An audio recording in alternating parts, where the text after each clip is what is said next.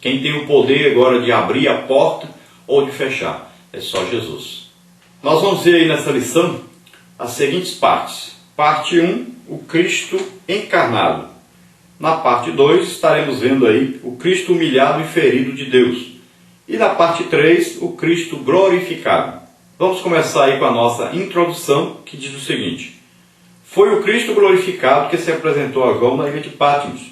Aquele que no Calvário humilhara-se até o inferno, no céu é soberanamente exaltado. Com a sua morte, ele trouxe morte à própria morte. Por isso revela-se não apenas em glória, mas como o Senhor de toda a glória. E já entronizado à destra do Pai, apresenta-se Jesus Cristo como Rei dos Reis e Senhor dos Senhores. Filipenses 2, 5 a 11. Sim, aquele que esteve morto acha-se à direita do Pai, e triunfante virá buscar sua igreja. Apocalipse 1, de 10 a 20. Está você preparado para receber o Cordeiro de Deus? Mas qual o verdadeiro significado da glorificação de Cristo? Só viremos a entendê-la se nos detivermos a compreender-lhe a encarnação. Então Jesus vem buscar a sua igreja, a sua noiva. E quem tem uma noiva, espera que essa noiva esteja pronta no dia do casamento. Que essa noiva seja achada fiel, né? Que seja uma noiva idônea. Que seja uma noiva que não está andando por aí com algum outro noivo ou com algum outro namorado por aí. Então que seja uma noiva santa, irrepreensível, sem mácula, sem ruga, sem nenhuma amizade aí com o pecado, sem nenhuma amizade com Satanás. Então Jesus vem buscar a sua noiva, e você, fazendo parte da noiva, esteja pronto. Todos nós devemos estar prontos todos os dias para nos encontrarmos com o nosso noivo que vem nos buscar. Com certeza, ele prometeu e virá. Então nós temos aí a parte número 1, o Cristo encarnado. Nessa parte número 1 nós temos aí o tópico 1, a encarnação. Tópico 2, o objetivo da encarnação. Por que a encarnação é o grande mistério da piedade? Como está em 1 Timóteo 3,16. Fazendo-se filho do homem, o Filho de Deus manifestou plenamente o amor do Pai. João 3,16. E assim Deus revelou-nos a sua graça. 1 de João 4,9. João 3,16. Todos nós sabemos de cor e salteado. Deus amou o mundo de uma tal maneira que deu seu Filho unigênito, para que todo aquele que nele crê não pereça, mas tenha a vida eterna. Veja aí Deus, o maior ser que existe, o mais perfeito ser. Ele teve o maior sentimento que alguém pode ter, que um ser pode ter, o amor. E ele amou a maior quantidade de pessoas que possa alguém amar. Ele amou o mundo inteiro, todos os homens. E ele demonstrou esse amor, ele provou esse amor para conosco, nos dando o maior presente que alguém pode dar para quem ele ama. Ele deu o seu próprio Filho. E olha que o Filho mais amado, o Filho único, o Filho primogênito agora, porque passou a ser o primeiro dentre muitos que seriam salvos através do sacrifício de Jesus Cristo. E Deus então, na sua palavra, diz em Romanos, Deus prova o seu amor para conosco, em que Cristo Jesus morreu por nós, sendo nós ainda pecadores. Então Deus poderia perguntar para nós assim, você me ama? E talvez você dissesse, eu amo. Então Deus diria, então prove que me ama. Dê a vida por mim. Aí a sua resposta para Deus poderia ser, mas o Senhor me ama? E Deus diz, eu provo que eu te amo. E você perguntaria, como o Senhor prova? E ele então diria, eu provo o meu amor para com vocês, porque eu dei o meu filho, meu único filho, para morrer em seu lugar. Veja bem, que Deus prova que nos ama realmente. Agora prove que ama a Deus. Entregue sua vida para Deus totalmente nas mãos do Senhor. Glória a Deus. Então Deus manifestou através do seu Filho Jesus todo o seu amor para conosco. E também demonstrou a sua graça, seu favor imerecido. Nós não merecíamos, nós nada fizemos de bom para merecer isso, mas Ele demonstrou toda a sua graça. Ele veio a nós porque nos ama, não porque nós mereçamos. Ele deu o seu Filho por nós porque nos ama. E como ama, a ponto de dar o seu próprio Filho. Então amemos a esse Deus maravilhoso que demonstrou tão grande amor para conosco. Vamos ver aí o tópico 1, a encarnação. Então a encarnação foi o ato pelo qual a segunda pessoa da Santíssima Trindade foi concebida virginalmente no ventre de Maria. Isaías 7,14 e Lucas 1,27. Então veja bem, Jesus foi gerado no útero virgem de Maria pelo Espírito Santo. Lá está escrito, a virgem conceberá e dará à luz a um filho. Então virgem, veja que a promessa é promessa de milagre. Como é que uma virgem vai ter um filho? Então é um milagre de Deus.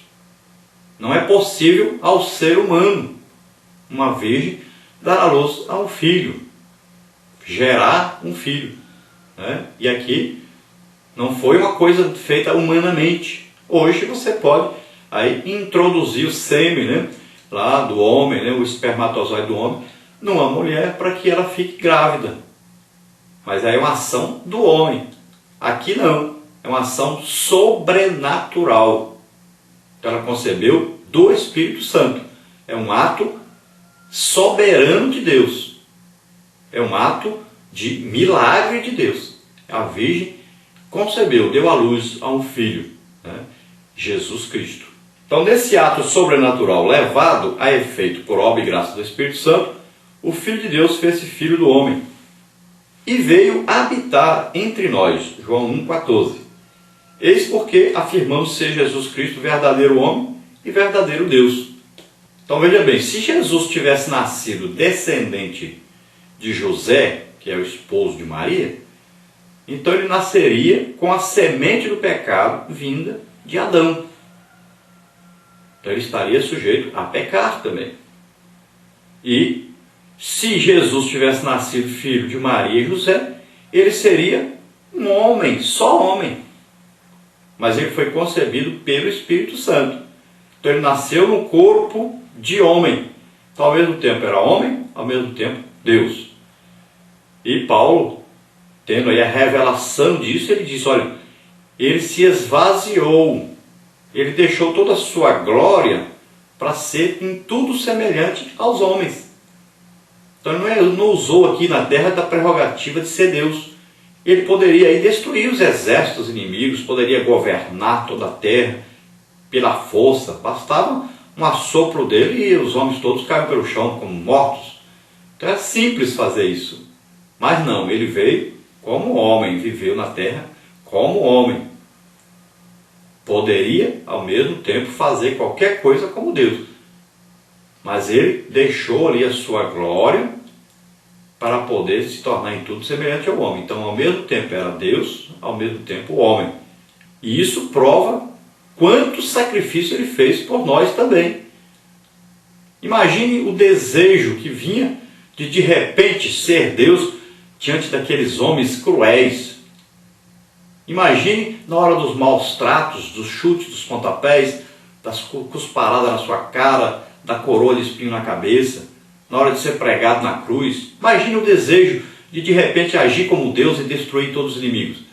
Mas não, ele provou a sua obediência até a morte. A obediência a Deus, ao desejo de Deus, ao plano de Deus. Ele quis cumprir todo o plano de Deus para que nós pudéssemos ser salvos.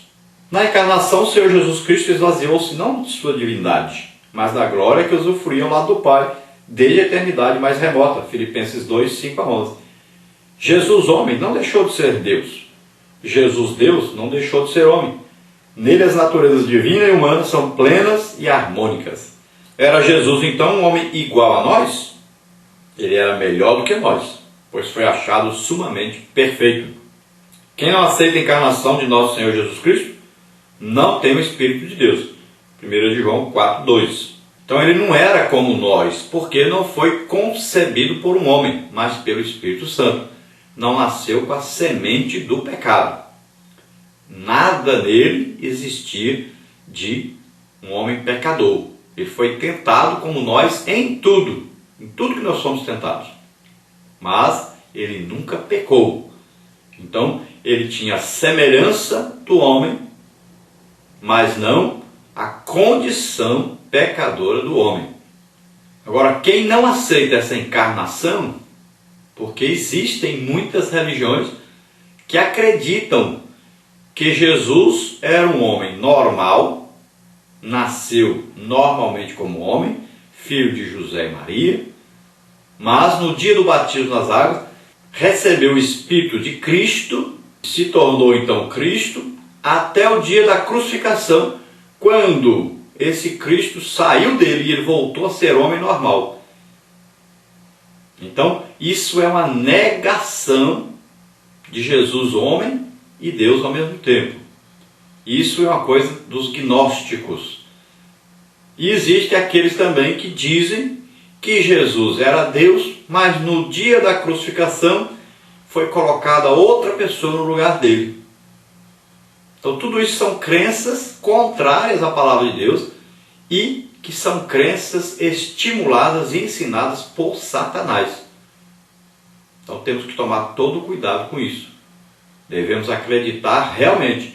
Jesus nasceu, foi concebido no útero virgem de Maria, nasceu como homem, viveu como homem, apesar de ao mesmo tempo ser Deus e homem. E ele mesmo morreu por nós na cruz do Calvário. Glória a Deus. Então, dentro da primeira parte, o Cristo encarnado, nós temos aí, tópico 2, o objetivo da encarnação. Então, 3 foram os objetivos da encarnação do Filho de Deus. Primeiro, consumar o plano de salvação que, elaborado na eternidade, foi concretizado na plenitude do tempo. Gênesis 3,15, Gálatas 4,4, Apocalipse 13,8. Então existia o quê? Um plano de salvação, um plano de redenção do homem. Quando Deus olhou para o mundo, para o homem, e Deus não tem para ele passado, presente e futuro, tudo é presente. Então Deus viu o primeiro homem nascendo, pecando, todos os homens nascendo com essa semente do pecado, toda a humanidade, até o último homem.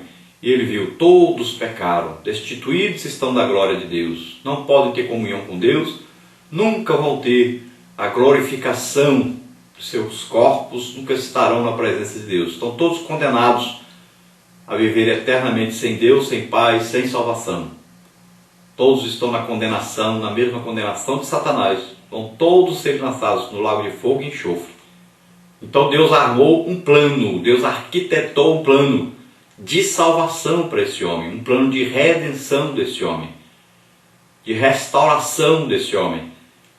E para que esse plano fosse executado, era preciso que um homem na terra nunca pecasse. E Deus olhou e não achou nenhum durante toda a história humana sobre a face da terra. Não achou nenhum, nem Samuel, nem Daniel, nem Davi, nem Maria, nem José, nem Paulo, nem Pedro, nem João. Não achou nenhum homem sobre a face da terra que nunca cometeu um pecado. Então nenhum homem poderia exercer a função de salvador. Deus tinha então um plano. Se um homem não pecar, ele então poderá morrer no lugar de todos os outros, poderá levar a condenação de todos os outros sobre ele. Ele morrerá a morte de todos, levará sobre si o pecado de todos. Esse era o plano. Mas não achou nenhum homem. Então foi preciso que Deus mesmo viesse à terra. Mas Deus é espírito. Ele não tem um corpo físico como homem. Então ele precisava se tornar homem.